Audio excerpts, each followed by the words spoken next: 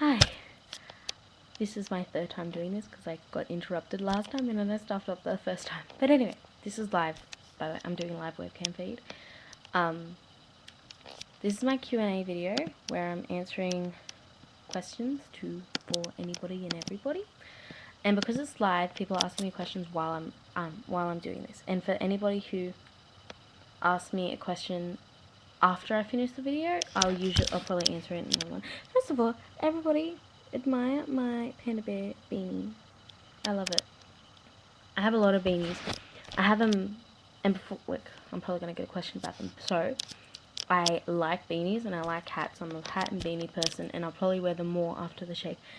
Not because of the fact that I'm ashamed by it, but because I won't be used to the skin head thing, like the what? Yeah, being like I'll feel naked on my head.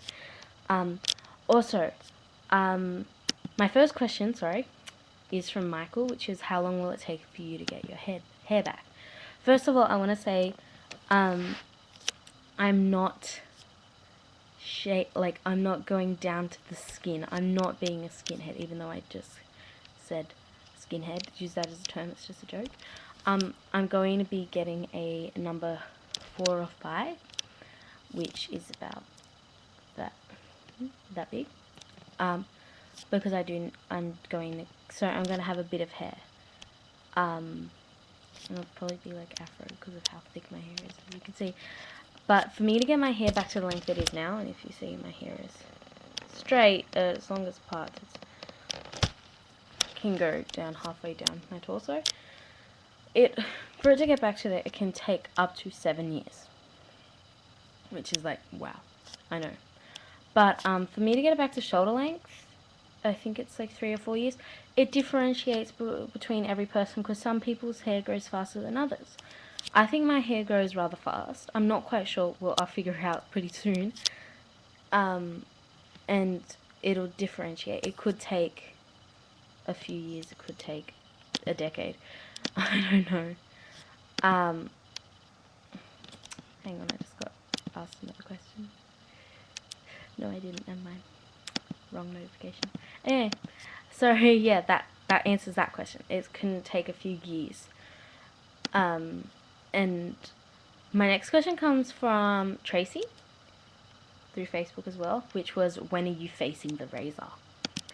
I am facing the razor next Sunday or Saturday, I think.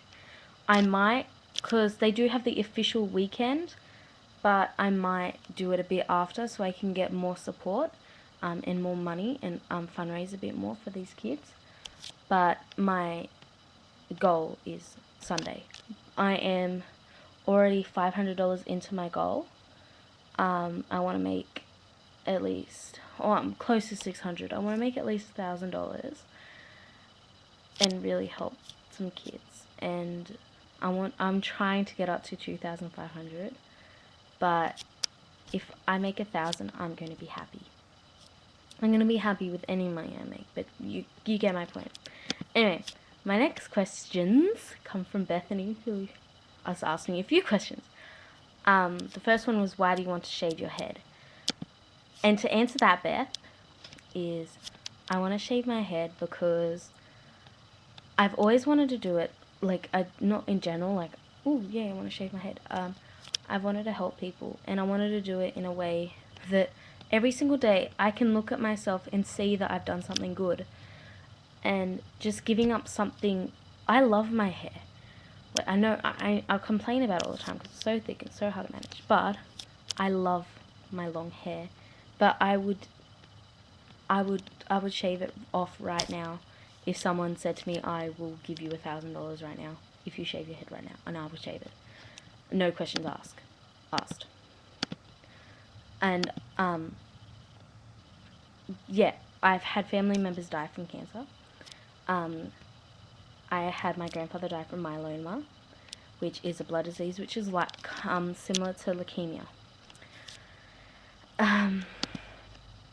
Anyway, I'm gonna go. Your next question for me was, what was your inspiration? My inspiration was, it was actually such a long time ago that I can't really remember, which sounds really bad. Wait, sorry, I just got asked a question. Yeah, so my inspiration, I think it was like the whole campaigning on the TV, on the internet, and all this stuff. And I just saw all these women.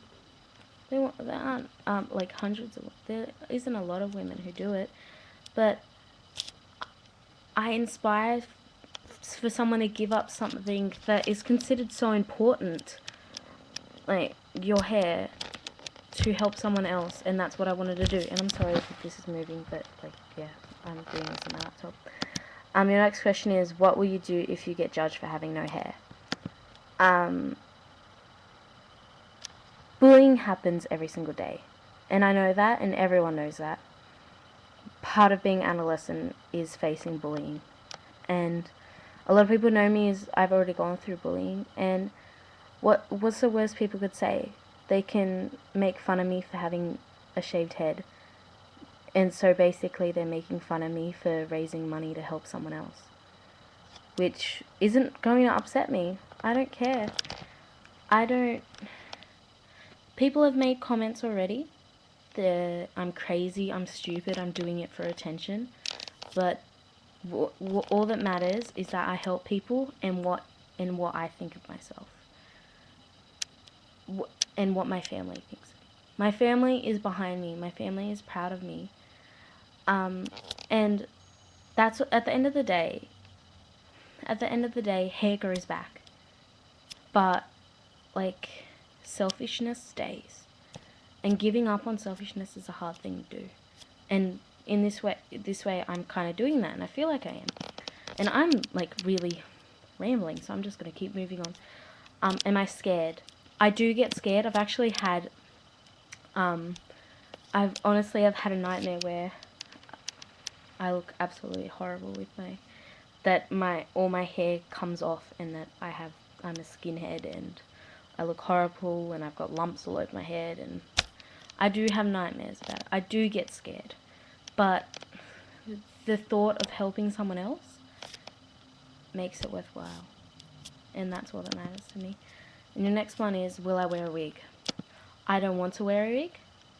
I had no intentions of wearing a wig, but because of the school I go to, being a prestigious school, and if that came off sarcastic, I don't mean that.